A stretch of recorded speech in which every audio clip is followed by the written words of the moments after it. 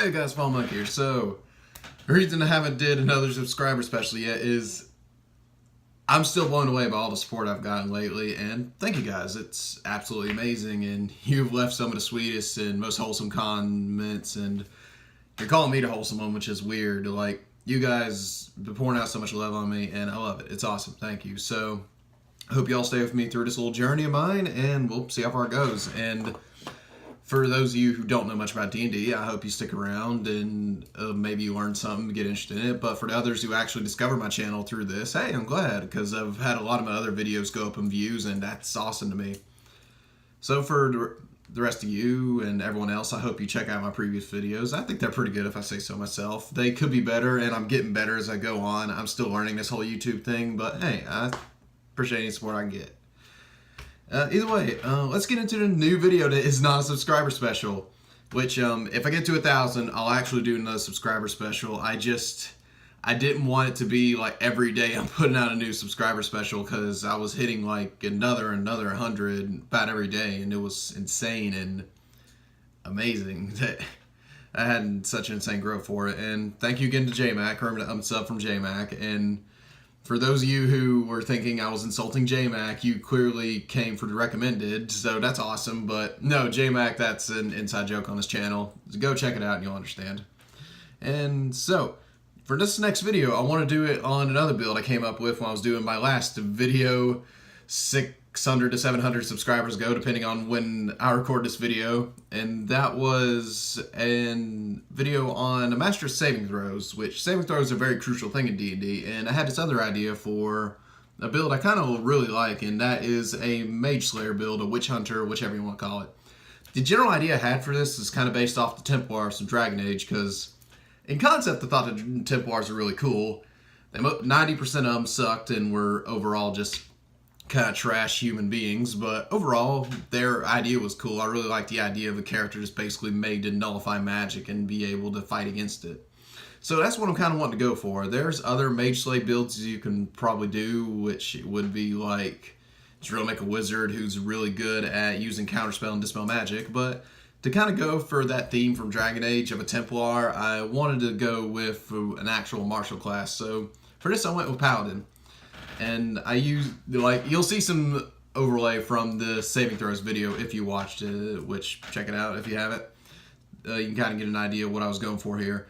So it'll be an Oath of Ancients Paladin again, because they get amazing bonuses against magic.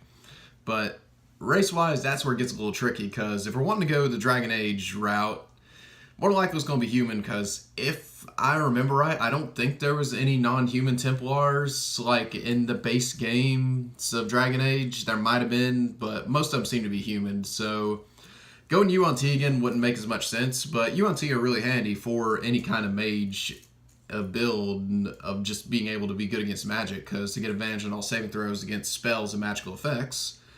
But for this, I definitely think human variant would be the best option, because this is going to take a few feats to get the build I had in mind for it. And also, for the kind of flavoring sake, I was thinking of someone who was a human who had magic, either like wrecked their life as a young kid. Maybe hags were a big problem in their area, or a necromancer destroyed its village, so they dedicated their life trying to destroy other mages to keep them from destroying the way they've done before. So human kind of made more sense to me, because I imagine UNT Mage Slayer wouldn't make as much sense, but it's a concept you could go with. But anyway, so for this human variant, obviously skill wise that's up to you, and your bonuses, you're probably going to want to do strength and charisma because it is a paladin. And as far as the feat goes, there's a few options, but I'll get to that. The main things you're going to want from the paladin side is there's a few abilities they have that make them really good against mages. And that first being Aura Protection at 6th level, one of the best abilities in the game, where everyone within 10 foot of you gets a bonus to their saving throws equal to your charisma modifier. So if you have just like a +5 in charisma, everyone gets +5 to saving throws. So more than likely you're going to pass a lot of saving throws if you're rolling good. But to make it even better, they have another ability called Aura Warding if you go to Ancient's route. And Warding instantly makes all magical damage cut in half. So you already are going to take a lot less damage from magic as it is. So yeah, that's really handy. So you got a pretty good chance of making a saving throw, and you have bonuses against magic, just damage wise. And then there's an ability at 14th level called Cleansing Touch, where any ally you can touch, you can end a magical effect on them, like if they're trapped in illusion. Over. So, yeah, that's really good against overall just getting rid of a lot of magical effects that would affect your allies and yourself, because at level 18 is where it gets even bigger, where both your auras, they extend to 30 foot. So as long as your ally is really close to you, they get a lot of bonuses against magic as well, not just you. Anyways, but this is where it gets really big, and it's also why Ancient is my favorite, because they have one of the best level 20 abilities in the entire game to me, and that is the Elder Champion.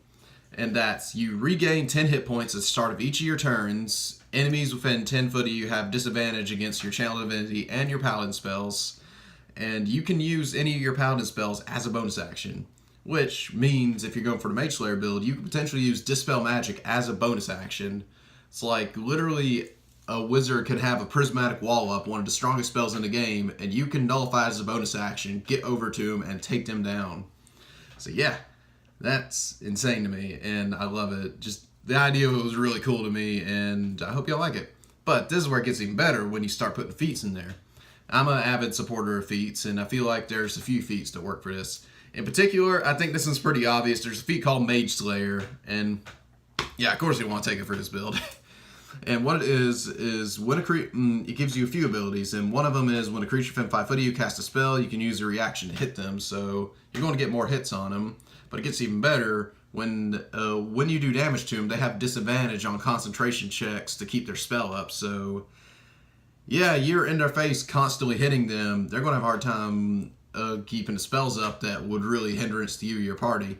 And you also have advantage on saving throws from spells cast within 5 foot of them. So, yeah, it's going to be very hard for the spells to affect you. And other feats that I think will be really good for it is, another one I think is pretty crucial, is Sentinel. Because that's the one where if you can make an opportunity attack against them and their speed drops to 0. So a mage ain't supposed to be up close to you, so they're going to be trying to get away from you. And even if they disengage, with Sentinel, you can get an opportunity attack against them. And also, you get an ability where if an ally gets hit with an attack while you're within 5 foot of them, you get to attack as a reaction. So Sentinel's just a good feat in general. And other feats I think will be good. They're not as crucial, but say if a mage can teleport around a lot, I think mobile will be good. That extra 10 foot of movement will help you get to him. And also, Lucky is another one for just the fact you can reroll some saving throws. So that could be good as well. And that's it on the feat side. So that's the overall build of the character. And yeah, it's going to be a really solid build if you get it done right, because you're definitely going to be annoyance to all mages. But I got an extra part to this. And this is definitely late game material, and it's just something where you could probably suggest to your TM, hey, this would be a goal for my character to get these items, because they're all really hard to get items, but my lord, they'd make magic basically useless against you. So, first I'm going to go with the less bad ones, and those are the Ion Stones of Absorption and Greater Absorption. They're still good, but not as good, shockingly. And that is, as a reaction, when a spell targets only you can absorb it.